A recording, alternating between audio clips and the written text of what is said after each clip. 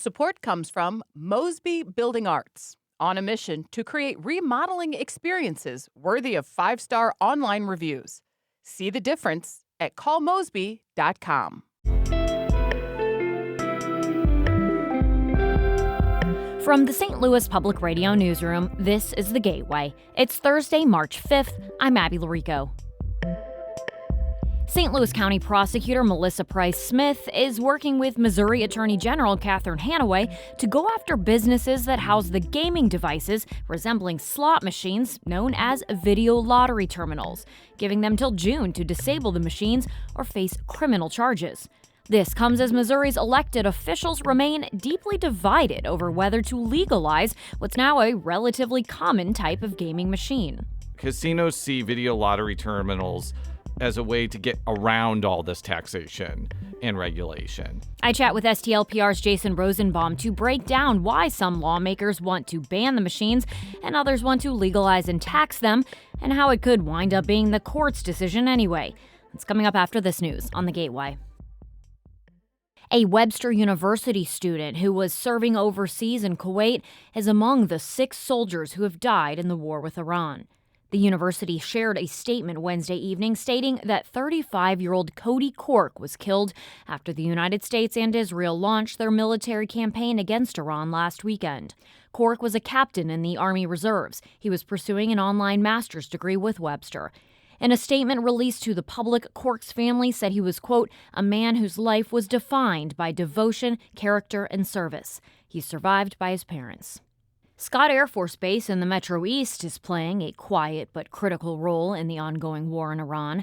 Scott is the headquarters of U.S. Transportation Command, which coordinates much of the military's movement of equipment, weapons, fuel, and troops around the world. The stealth bombers used to strike Iran are flown from another Air Force base in Missouri. Former Transcom Commander General Jacqueline Van Ovost says those B-2 bombers will fly up to 37 hours on a single mission. They cannot do that without air refueling. So we work together with planners to map out their route and provide fuel along the way, both there and back, multiple times. Van Ovost made her comments on St. Louis on the Air. She says Transcom has also been moving thousands of troops and dozens of tankers to the Middle East over the last 2 months. The Federal Emergency Management Agency has told St. Louis it will not pay for most of the building demolitions needed in North City following the May 16th tornado. STLPR's Kayvon Mansouri has more. Letters sent between FEMA and the city in early February reveal the federal government will not reimburse the city for demolitions of several kinds of buildings that are common in the tornado's path. Those include vacant properties that were condemned before the tornado and properties owned by individuals who own other properties. Chief Recovery Officer Julian Nix said the city may have to turn to its own funding or funds received by the state for demolitions not covered by FEMA. If we look at the total amount of damaged properties that are likely needed demolition, we estimate that maybe 20% of it will be eligible under the interpretations of this letter. The city hopes to ramp up demolitions of the roughly 1,000 buildings this month. Nix says FEMA's letter doesn't change that plan. I'm Kayvon Mansouri, St. Louis Public Radio.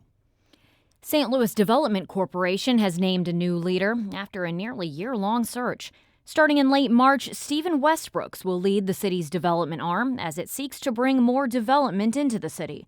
In a statement, SLDC pointed to his experience in development finance, real estate, and economic development. The St. Louis native most recently served as executive director of Illinois Facility Fund's Southern Region. He worked there for 10 years. Westbrooks will replace interim SLDC head Otis Williams, who served in the role since May. Westbrooks will start work March 30th. Missouri legislators are concerned about the impacts of artificial intelligence on their constituents. St. Louis Public Radio's Lily Halloran reports a Senate committee heard testimony this week on 3 different bills that would regulate AI. One piece of legislation would prevent developers from advertising that AI can provide therapy. Nearly 15 people testified in favor Wednesday, including psychologists and parents concerned about the impact of AI on mental health. Brittany Pratt is a clinical psychologist who says her daughter began to secretly use a home smart assistant for bullying advice. 2 days is how long it took an 8-year-old to trust one of these AI chatbots over a human. that they had a long-standing relationship with. Another bill would declare that AI cannot be recognized as a person, spouse, or manager, and the third would require all AI-generated content to include a watermark. In Jefferson City, I'm Lily Halloran, St. Louis Public Radio. A leader who helped build up St. Louis's arts and civic life has died. The St. Louis American reports that John H. Faring IV passed on Monday at the age of 73. He's remembered for his humble attitude and devotion to St. Louis.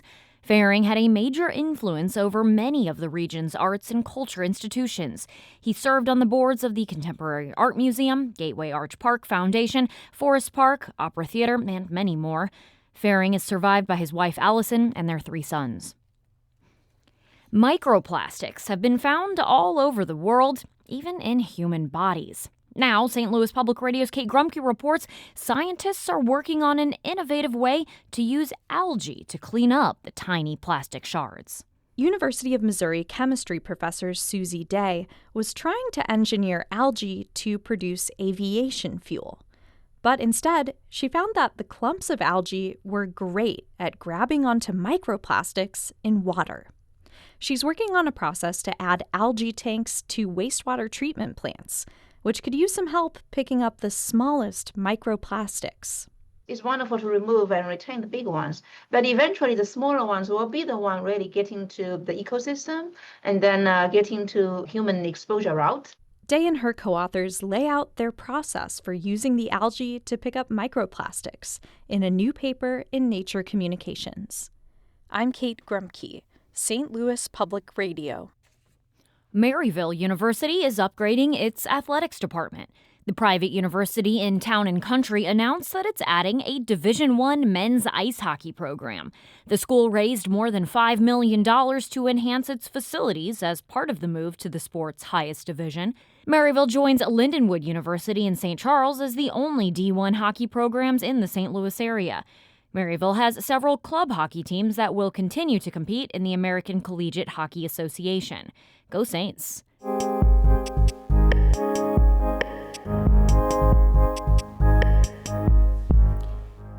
Gaming machines that are often seen in gas stations and convenience stores have been getting a lot of attention in the past few weeks from state lawmakers, federal judges, and local officials. What are the odds they can all come to an agreement on how to handle these machines? I'm here with STLPR's political correspondent Jason Rosenbaum to break it down. We're talking about VLTs, or video lottery terminals. Can you briefly describe what exactly these machines do? They're basically slot machines, and they're typically situated in gas stations, convenience stores, or fraternal organizations. And they've become pretty popular because they're ways that people can essentially get their gambling fix outside of a casino. In Missouri, there's a cap on the amount of casinos that are allowed to exist. I think it's about 12 or 13, whereas these VLTs are everywhere. Mm-hmm. They're as ubiquitous as Funyuns at convenience stores, which I think is part of the appeal. They have, though, been a pretty divisive topic in state politics here in Missouri for some time. State lawmakers have been considering legislation this year that would legalize the machines and tax and regulate them, kind of like what you're talking about there with the casinos, apply some more rules there. But it does sound like the two sides on this topic still remain pretty divided. Oh, very much so. One of the unsaid things about this controversy is that casinos absolutely despise video lottery terminals because they see them as competition, and they are. Mm-hmm. Casinos are very tightly regulated. They're taxed very specifically, and casinos see video lottery terminals as a way to get around all this taxation and regulation. And the video lottery terminal folks would say, well, we're different from casinos because we, in their view, are not gambling devices because there's apparently a thing in the video lottery terminals that allow somebody to see whether they won or lost or not. So that's their way around. Loophole. That's their loophole around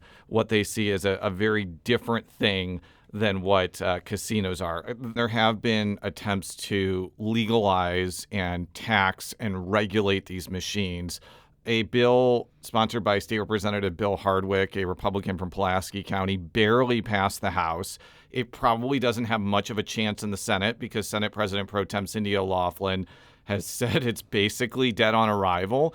Okay, then we're talking, though, about how this loophole seemed to get kind of answered or a response in some way from a federal judge ruling last month that these do qualify as illegal gambling devices under Missouri law.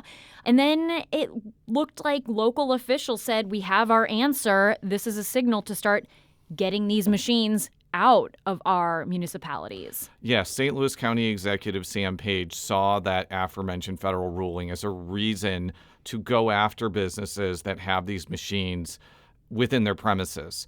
And what Page basically said that is, if you have one of these VLTs and you are in unincorporated St. Louis County, you could lose your liquor license. So I think that is one practical way that local officials are trying to crack down on these machines. But Attorney General Catherine Hanaway is also doing this on a state level. And I think people are seeing this federal decision as a reason to proactively go after these machines.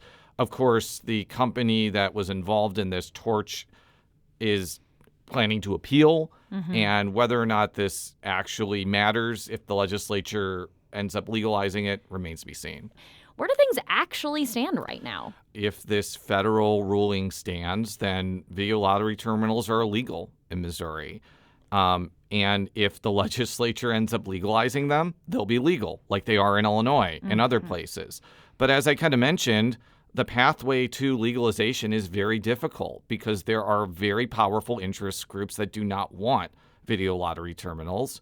I think there's just a lot of people that don't want to see a proliferation of these, whether you call them gambling devices or whether you call them non-chance games, they seem like gambling devices. And with this aversion to the proliferation of gambling that I think has become quite organic and quite powerful among Republicans and Democrats, there may not be a legislative pathway to legalize VLTs in the near future, which means that there will be a pathway to get rid of them until there is legislation that makes them legal. So right now, the federal ruling is what stands unless the legislature determines otherwise. Or unless that particular ruling is successfully appealed. Jason Rosenbaum, thanks so much for sharing your insight on this. Thank you.